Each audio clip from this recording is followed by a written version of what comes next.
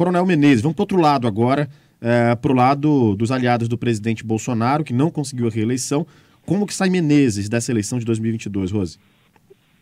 Olha, o Menezes já tratou dele, que ele saiu muito grande, ele saiu com uma votação percentualmente, se fosse para a disputa de uma prefeitura de Manaus, ele estava eleito em primeiro turno, ele teve 52% dos votos válidos em Manaus, teve mais votos em Manaus no primeiro turno que qualquer outro candidato ao governo. Isso a gente já tratou também naqueles exclusivos especiais que eu super recomendo para todo mundo, dá para visitar, os episódios ainda estão super atuais.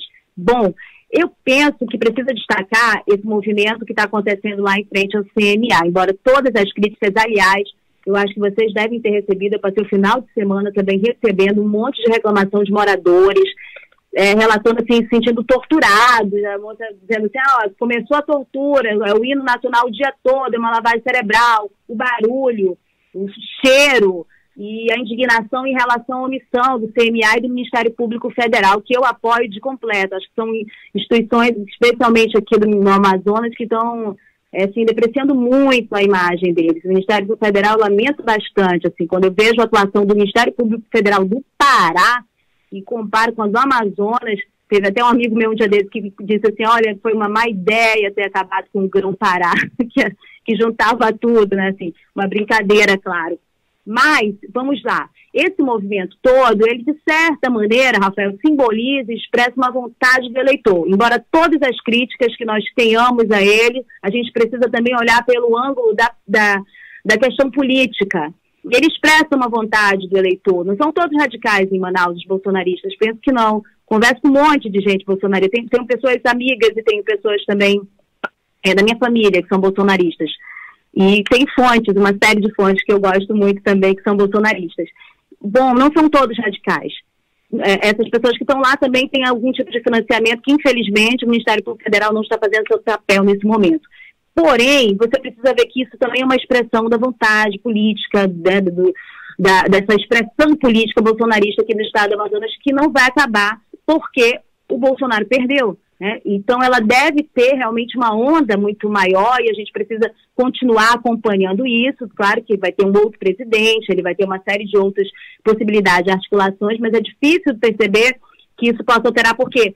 Porque essa votação expressiva do Lula não elegeu ninguém progressista para a Câmara dos Deputados, por exemplo, né? Teve um esvaziamento muito grande também dessa ala progressista na Assembleia. Então tem que ver isso. O Menezes vai precisar manter essa onda em cima dele. E aí ele passou domingo, primeiro dia dessa... Não foi nem domingo, o primeiro dia dessa movimentação aí, eu esqueci qual foi, acho que foi o dia dos finados, né? Que a gente até trouxe aqui aquela reclamação em frente ao cemitério do Tarumã. Pois bem, o Menezes passou 10 horas lá em cima de um carro. E eu recebi fotos aqui de pessoas que são próximas dele, as pessoas pedindo para fazer selfie. Você vê que é um público muito extremado, assim, muito arredio. Lembra como eles vaiaram Alfredo Nascimento, mesmo sendo presidente do PL, estando ali ao lado do presidente Bolsonaro no comício. Bom, e foi um público que o tempo todo aplaudiu o Menezes esse período todo. Então o Menezes, ele vai captando tudo isso. Claro que ele vai ter 2 anos pela frente, até a disputa pela Prefeitura de Manaus, e como diz o slogan da Band News, muita coisa pode mudar, né? Muita coisa vai se alterar, mas ele provavelmente vai ter que manter essa onda. Por quê? Porque a gente tem dúvida, essa votação dele tem muito a ver com o presidente Bolsonaro. Então, pessoas que tiveram votações que têm muito a ver com o presidente Bolsonaro, elas desincharam depois, né? Você lembra, desidrataram depois. O que aconteceu com o deputado Pablo, que foi o mais votado em 2018, agora não conseguiu se reeleger.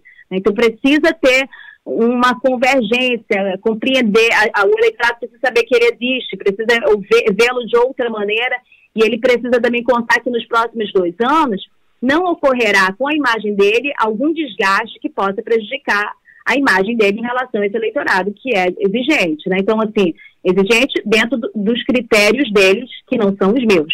Bom, e aí, veja quem vai para a SUFRAMA. O que a pessoa vai para a SUFRAMA vai observar em relação à gestão do Menezes? O que vai sair disso? Tudo isso são pontos que a gente deve ver nos próximos 2 anos e vai trazer aqui na coluna, com certeza. Só adiantando os pontos que nós temos que observar.